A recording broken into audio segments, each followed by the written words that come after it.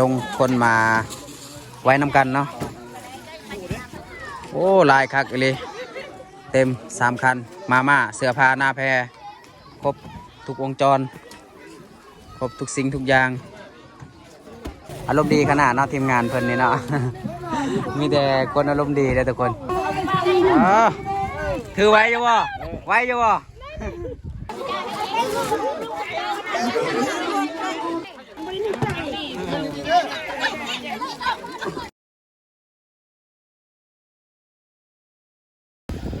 ทักทายสวัสดีพ่อแม่พี่น้องเบิร์สกูสุคนเนาะยินดีต้อนรับเข้าสู่ซองวิถีชีวิตชนบทลาวทุกคนเลยเนาะมื้อนี้ก็มาพบพ่อกับซองวิถีชีวิตชนบทลาวคือเก่าทุกคนมื้อนี้ที่บ่ค่อยมาในเมืองนอกเนาะก็สิมาแจกเครื่องแจกของเนาะหรือว่ามากับทีมงานนี่แหละเพราะว่ามื้อนี้นะมีทีมงานบ่ฮู้ว่าทีมงานหยังเนาะเพิ่นมาจากวังเวียงทุกคนเลยเนาะเพื่อที่จะมาแจกเครื่องคองให้ในเขตชนบทชนเผ่ามังกรในเมืองนอกเราทุกคนเพิ่นมาประมาณ 3-4 คันนี่แหละนี่มาแจกเสื้อผ้าหน้าแพรเพิ่นมาจากวังเวียงเด้อทุกคนเนาะมื้อนี้ก็ได้มาร่วมงานกับทีมงานของพงเฮาเนาะทางบ่าวไกลและบ่าวผู้ไทยทุกคนที่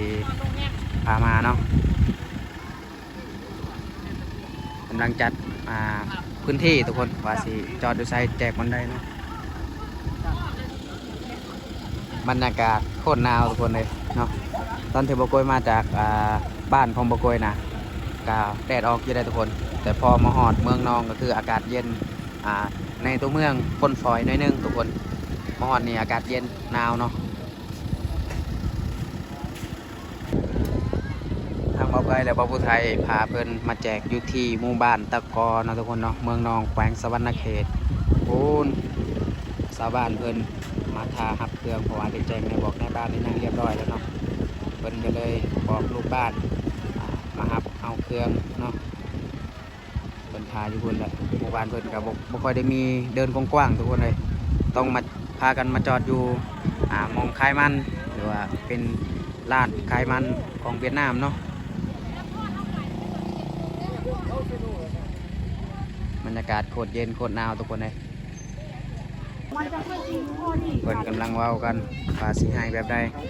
ทางทีมงานเราก็ปรึกษากันแล้วเนาะว่าให้เป็นครอบครัวเอามันจังดีถ้าสิให้เบิดทุกคนที่มานี่มันอาจสิญาติกันเนาะทุกคนผู้ใดผู้บ่ได้เนาะเราบอกให้เอาอีกเพราะว่าเครื่องให้เราเอามามีกำหนดย่ามันบอกย่ามันได้กันแล้วเสียใจบ่ได้ว่าประกอบอะไรที่เปิดก้นเลยอันนี้ทางทีมงานเพิ่นทุกคนนะทีมงานเฮากันนี่แหละนี่คนคือทีมงานเฮา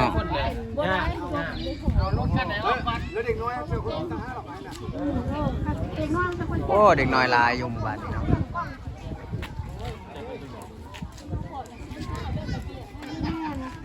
โอ้อากาศหนาวขนาดทุกคนเครื่องของที่เพิ่นเอามาเป็นเสื้อผ้าหน้าแพรแล้วก็พวกมาม่าเอาทุกคนมาม่าแล้วก็ขนมเนาะเต็ม3 คันรถเต็มกระบะทั้ง3 คันทุกคน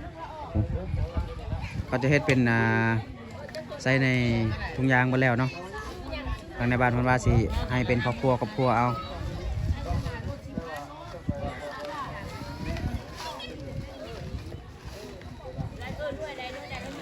เดินทางมาไกลขนาดมาแต่เมื่อวานเมื่อคืนนี่แหละกว่าสิมาหอดเมืองนองว้าทุกคนใช้เวลาหลายเติบเนาะในการเดินทางโอ้อากาศหนาวๆนี่ก็เหมาะกับการมาแจกเครื่องแจกของเนาะแบ่งปันความสุขให้ในเขตชนบททุกคนเลยขอบคุณน่าจะเป็นผ้าห่มแหละตอนนี้น่าจะเป็นเสื้อผ้าแต่คือบ่เคยเบิ่งเนาะ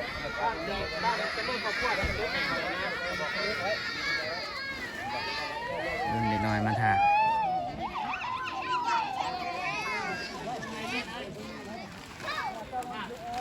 มีญาคูเพิ่นมานำ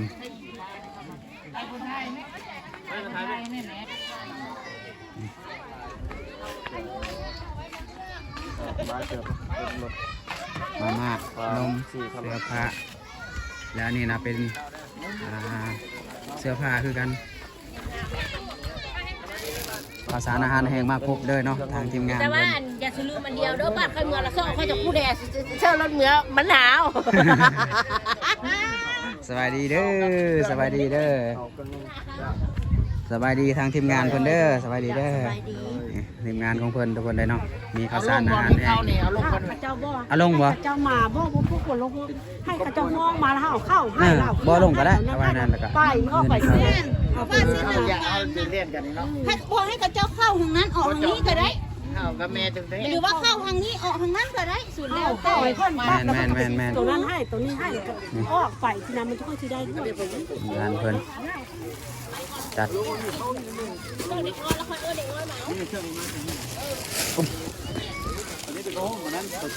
โอ้อากาศหนาวๆนี่คักแล้วมาแจกให้เพิ่นแบบนี้แบ่งปันความสุขเล็กน้อยเนาะทุกคนแบ่งปันให้กัน มาแต่ละครอบครัว อ๋อมาเต็มคันรถทุกคนเลยบรรยากาศอยู่ในหมู่บ้านชนบท ไปถ่ายรูปตัวเอามากองนี่บอก มันหนักกว่าตั้งกับเป็นอย่างมันกำลังดูแห้งเลยนะ ตามใจพ่อเสร็จ ก่อนจะทานรอลูกให้ลูกตอนนั้นเลยเด้อใช่ครับ บอกว่าหากได้เห็นหมู่บ้านนี่ก็หลายคนขนาดได้ทุกคนบอกว่าจะเป็นเด็กหน่อยผู้ใหญ่เนาะอันนี้เป็นครั้งแรกที่ได้มาแจกเครื่องคองให้หมู่บ้านตะกอเนาะทุกคนเนาะ ให้ทั้งห้อง ให้ทั้งห้องดีใจเนี่ย โอ้คือกัน คือการแก้ตะสมโอ้แก้ตะสละเอียดกับสละ เอาลงคนมาไว้นำกันเนาะสบายดีเด้อนายบ้านเอาเป็นครอบครัวเนาะแจกให้เป็นครอบครัวมันจังบ่ซับซ้อนกันเนาะเอาเป็นครอบครัวและทุกคนเลยเนาะมันจังบ่ซับซ้อนจังบ่ได้ญาติกันให้เขาเจ้าเรียนเป็นแถวเนาะเอาแล้วก็เมื่อเลยไปได้ก็ได้เพิ่นเอามาลายขนาดทุกคนเลยเนาะโอ้ลายคักเลยเต็ม3 คันมาเสื้อผ้าหน้าแพรครบทุกวงจรครบทุกสิ่งทุกอย่าง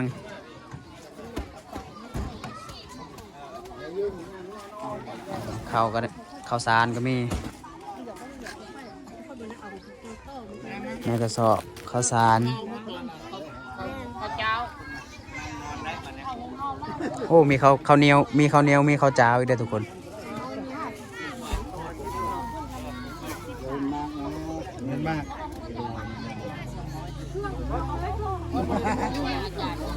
เอาหลังจากที่ถ่ายรูปแล้วเพิ่นก็สิเริ่มทำการแจกให้ประชาชนแล้วทุกคนเลยเนาะในหมู่บ้านโอ้มาอันยังลายขนาดให้ในบ้านเพิ่นเอิ้นทุกคนเลยเนาะ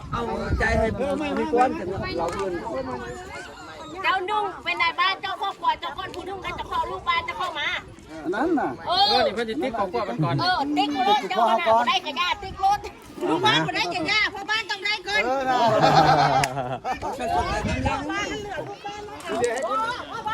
เรียกกันเนี่ยเป็ด เพิ่นเข้ามาพี่โดนเลยปานไหนเท่ากับตะบนซักแกอาเจิงเลย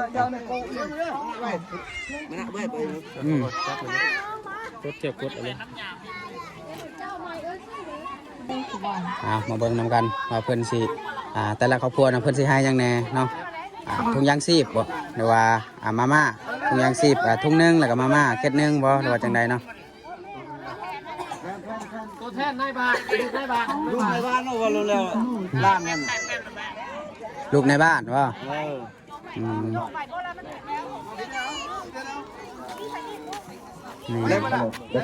ให้อาตังเลยเวลาเลยไอ้เครื่องเนี่ยออนเลยขอบใจไปขอบใจนะก็กิ๊กอันเด้ ทำในบ้านบัตรก่อนเราเพิ่นจะได้ประกาศให้ทางลูกบ้านเพิ่นเนาะมาครับเอาเครื่องช่วยเหลือสุขอยู่สุขจากทางทีมงานทางฮัดบอกคำเปยเนาะทางทองหัวหน้าอำนวยการทองโมเมืองสถานีแล้วก็ท่านบรีเนาะผมด้วยข้าพเจ้าประจักษ์ห้องเนาะ แล้วก็นางนกนางแต่แล้วก็นางนุ่นนี้เนาะแล้วก็ผมได้ทีมงานเนาะพากันมาสุกยุทางลูกหลานทางพี่น้องชาวบ้านตะกอยนะต่อไปก็ขอให้พ่อกล่าวหาพี่น้องลูกหลานพ่อแล้วขอขอบคุณเอาเนี่ยน่าให้ใช่ครับแบบนี้คือนอนเด้อทายกูมึงได้เกิดวันไหนครับบอกเขาจะเป็นกูรู้หรือเสียตัวยั่ว ในบ้านประกาศเป็นภาษาท้องถิ่นเด้อทุกคนแม่นภาษาท้องถิ่น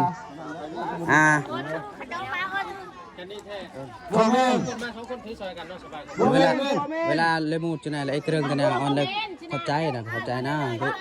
อแดนงามมา2คันก็ได้มาถือเครื่อง2คนเต้มาสวยคือบ่เอาเรียบไม่ต้องละไม่เรียบนักใดใช่จ้ะ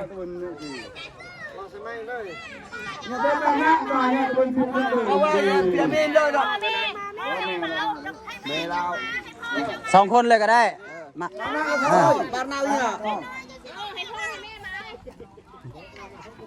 าโลดขอบใจนะมัมเอ็ดนะขอบใจ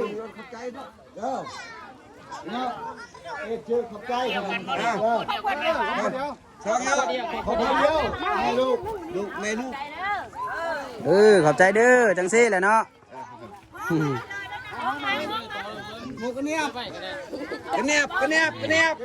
ข้าวสารมาม่าแล้วก็เสื้อผ้า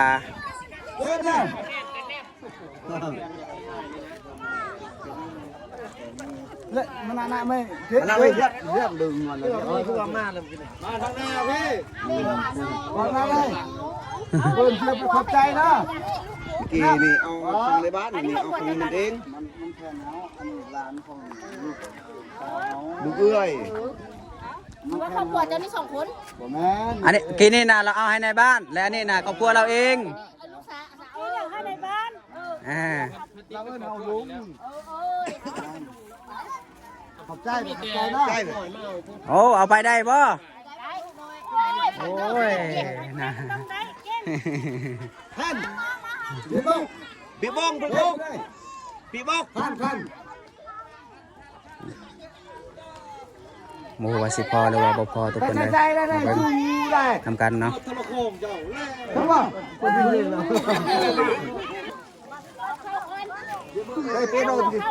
มาทางนี้ก็ได้ไปทางนี้เลยอ้อมไปทางพุ่นอีกขอบใจได้แล้วเราจะไปขอบใจนะเจ้าขอบใจโอ้นักดื้อ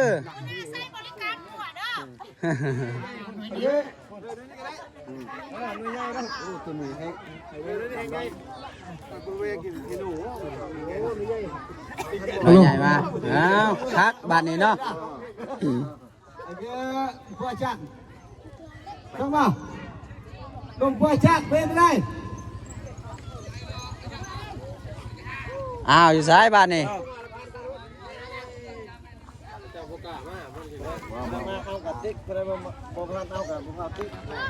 มาเอาเด้อเดี๋ยวเป็นนะเมื่อวานนี่มีจักรังคาก่อนลายบ่มาใกล้ๆเนินกันมาเจ้านี่มาว่าจะหลุดมาโย่วะบ่แล้วมาบ่ป้าเ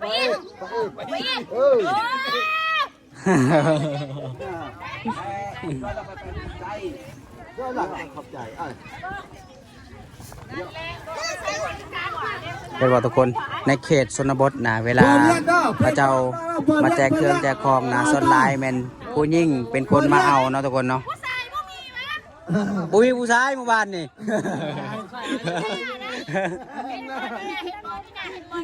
มีแต่ผู้ยิ่งคนทำมาแบบว่าเพิ่นบ่เห็นผู้ชายมาเอาเนาะมีแต่ผู้ยิ่งที่มาเอาเนาะทุกคนจะได้มาฮอตผู้ชายยังบ่ฮอตคิวเนาะฮอตคิวจนไหนก็มาฮอตคือกันผู้ชายมาคือกันต่อเลยครอบครัวต่อไปเลย เอ็ของไม่เอ็ของสาว เอ็ดของมันใจ ผู้สาวว่านี่นะโอ้ยมักแล้วผู้สาวแบบนี้แหละก็มัก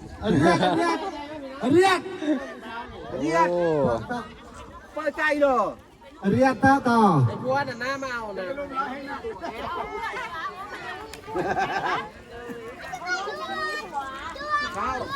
โสดอยู่วะ โอ้ชุบ มาแบบนี้แล้ว เอาหากได้เห็นผู้ชายบัดนี้เนาะกู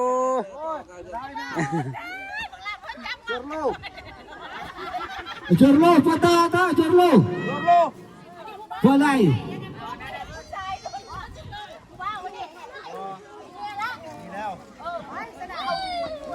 จะบอกยังมาเอาลูก เ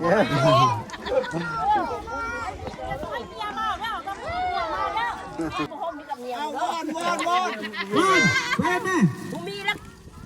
จะไหนมึงอ่ะตักซอกย้ำหนาวแล้ว บ้านเขาหนาว ข้าวสาร กูก็ได้ข้าวซอกกูได้กูเสือผู้ชายกองเรื่องเมืองอะไรลูก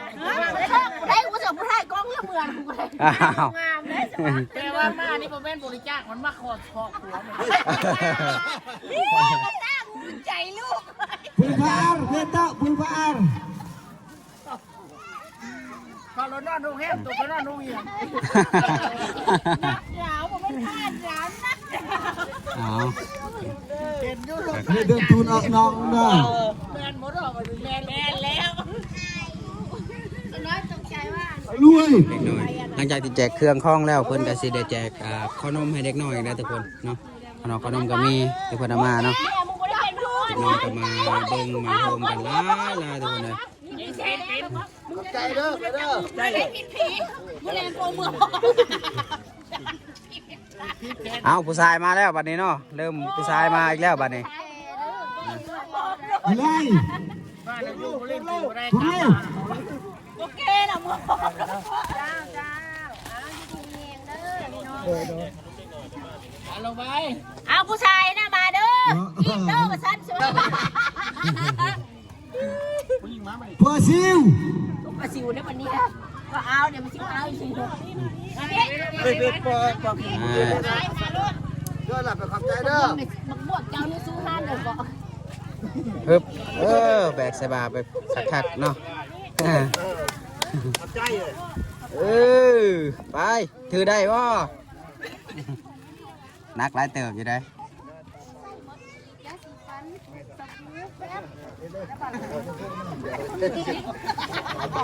บ้าวันนี้บ้าวันนี้โอ้ยโทษนะเจ้าดิเอาไปเจ้า สุดคือกันบ่เจ้าก็ได้ จังไปประกาศก่อน เอาเมียเฮา เอาเมียเอาบ่ เจ้าประธานเอาเจ้าประกาศก่อน บ่เท่ากุ้ม เอาไปเด้อเอาไปไป แล้วเลยก็ได้เออ เด้อไปเด้อเด้อไปเด้อ มาแต่ใช้อันนี้นะ แต่ผู้สาวเป็นงามแบบนี้ หากันมานี่โอ้ยสบายดีนะพากันมาแต่ใช้คือบ่มาแต่เช้าเด้อเบิ่งเด้อว้าคิดว่าหักกระตุ้นนอนบ่หักกระตุ้นนอนบ่ภาษาบ้านตะกอทุกคนนะเอ้ย สาบันนี้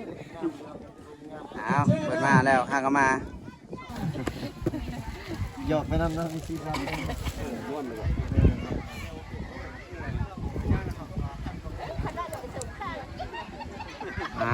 เผ็ดไป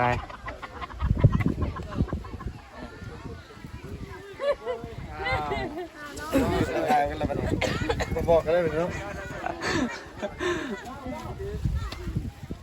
มียาน้ำเด้ออยู่ในเด้อยาแก้เจ็บหัวเด้อ ข้าวสารทุกคนเลยเนาะเต็มคันรถ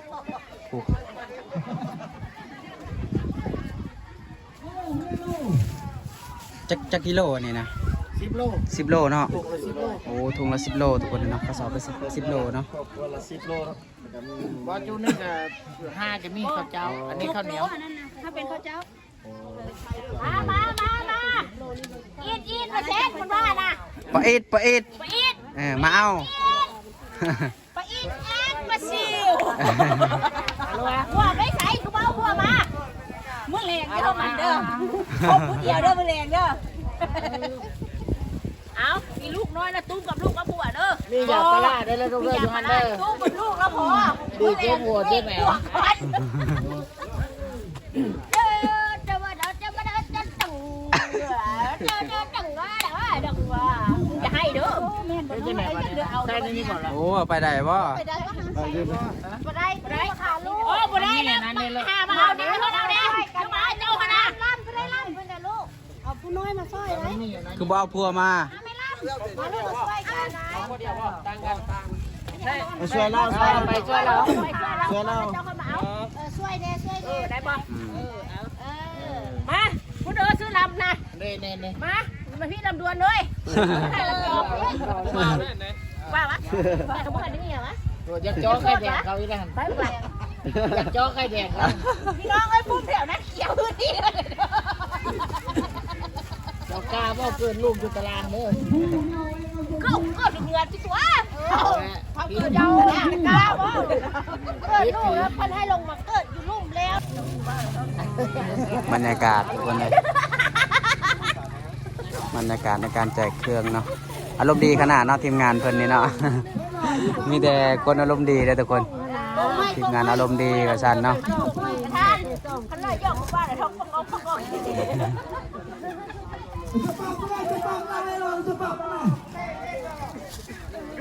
แฟนกูเล่นหักกูได้หักอยู่อ่ะ นุ่มคอมเมนต์บ่ เขาเซ็นมึงกูไม่โอ้ทีมงานเพิ่นนี่ทุกคนเลยเนาะอารมณ์ดีขนาดในบ้านเบิ่งแล้วบ่เป็นยังดอกน่าจะจื้อกันอยู่ดอก เจ้าตลกชื่อเราพี่น้องเด้อให้มันได้ครบเด้อในบ้าน โอ้มืดครึ้มขนาดทางพุ่นนะ ครบแล้วเสี้ยวของในบ้านให้ อา เด้ กาศสิหนาวแล้วหนาวแล้ว ซื้อได้ปะสิเอาแต่แท้นี่ยันห่างสีฟ้าเล่นเลยดึงละไว้ดึงละไว้ดูว่าขันใจเป็นยังไงก็ บ้านแก้วจุดล้นมาแล้วทางไหน ไปใส่มาเจ้าคือบ่เห็นดนเลย ขาเวียก คาเวียตลอด อยู่หน้าเกี่ยวเขา บ่เอาผู้บ่าวไปนอนนำบ่ บอ คันเอาคอยสิ แต่กับฟัง คันเอาคอยดิสิสมัครไป ในบ้านบ่ชื่อเลย สมัคร เออ ในบ้านบ่ได้ มีเงินได้ บ่มีเงินก็ได้ มีเจ้านอนข้างๆก็พอแล้วบ่เอาหยังหลาย นายเอกจังไป แล้วเกี่ยวเขานะ แล้วครับกระซ่อมซ้ำมือ โอ้บ่หยอกว่าบุญเด้ออย่าไปถือชาอะไรเด้อ FC เด้อเนาะก็บ่หยอกกันนั่นแหละบ่เห็นกันดนเนาะ ได้เมื่อวาน ยอดเซ็กซี่แล้ว บ่เฮาบ่ได้เห็นกันดนก็เว้าหยอกแหน่จักหน่อยเนาะถือไว้อยู่บ่ไว้อยู่บ่ ช่วย โอ้ยสมึกเอาให้แม่ตู้เพิ่นบ่ สามึกเพิ่น แบกช่วยเพิ่นเลย เจ้ายังหนุ่มน้อยอยู่น่าเจ็บเล็บเลยพวกน้อยอ้าวพอกันในก็มีบัดนี้ ไม่รู้อีก พอกันในก็มี พอโน่เลยพอให้พอโน่เลย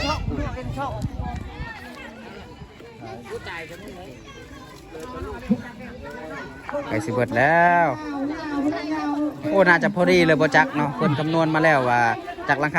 าเนาะน่าจะพอดีเลยแหละ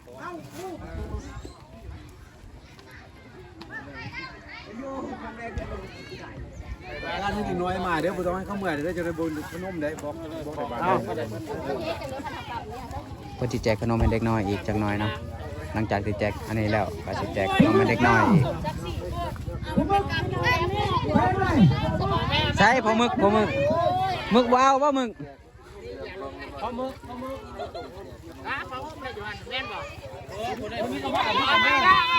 มาเอาดิเจ้า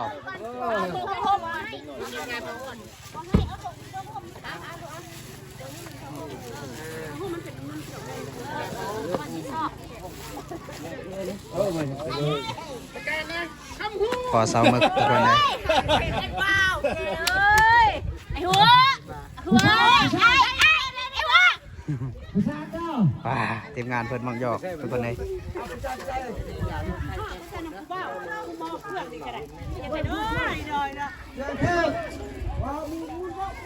โดดเลยจำเลย อันนี้เป็นข้าวเหนียวหรือว่าข้าวเจ้า พระเจ้าที่เนาะ ข้าวเจ้าหลังจากที่เราไปขับ70 ปลายครอบครัว โอ้ร้ายได้เนาะหมู่บ้านนี่70 ปลายครอบครัวทุกคนเลย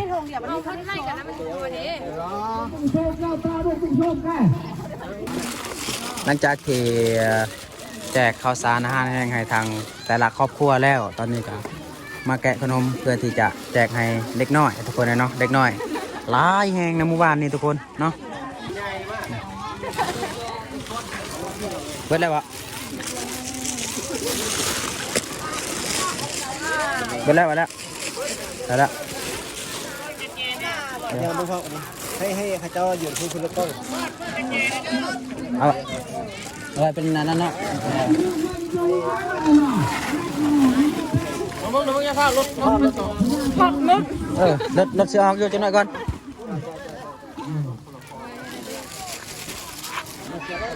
มีสาวดีสาวมึกสาวสะอันมาสวยทุกคนเลยเนาะ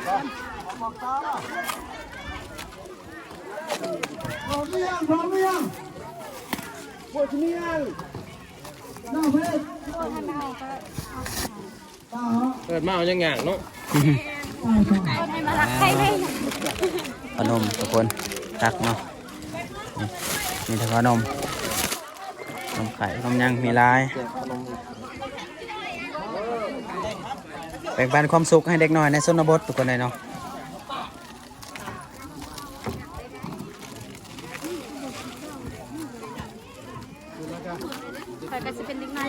จากสิเป็นเด็กน้อยคือกันจะมักขนมยังขนมอมบ่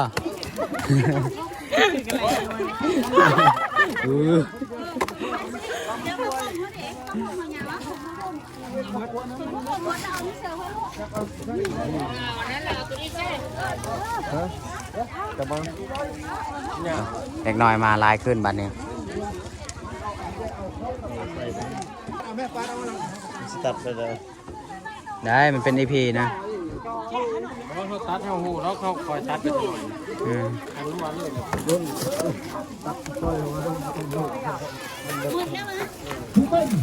ยึดเรื่อง ยังอยู่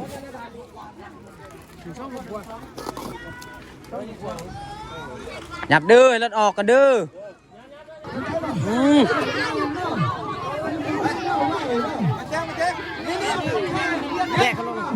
เดี๋ยวใจเย็นให้ก็จัดแถวก่อน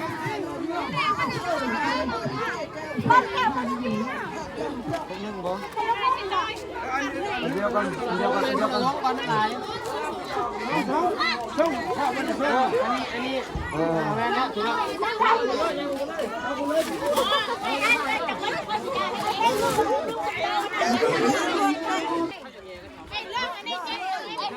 คือพอให้เป็นแถวเอา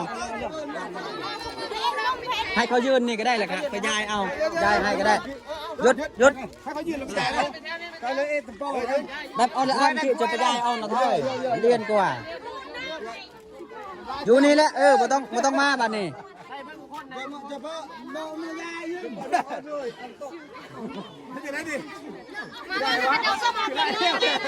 ยายไปยายให้กันเลยก็ได้บอกเอาเ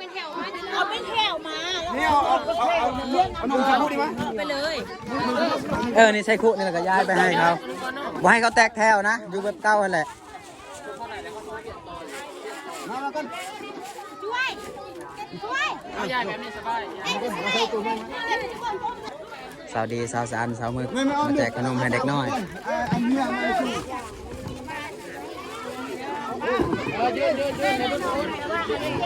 ไปแจกเลยก็ได้ดิเอาเครื่องเนี่ยไปแจกของเขารถเอาคนละเนี่ยเราเจอบึ้มเหรอเวลเบิ่มก็แล้วแต่เจอ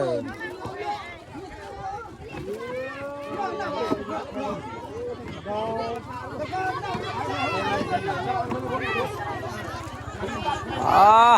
ลายลายขนาด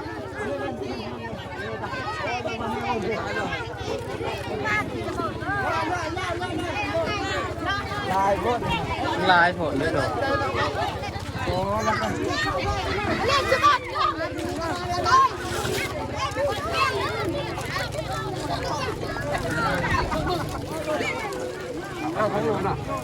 อาคู่นี่ก็ได้สาน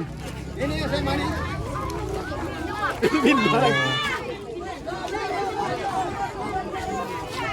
หลายทุกคนเลย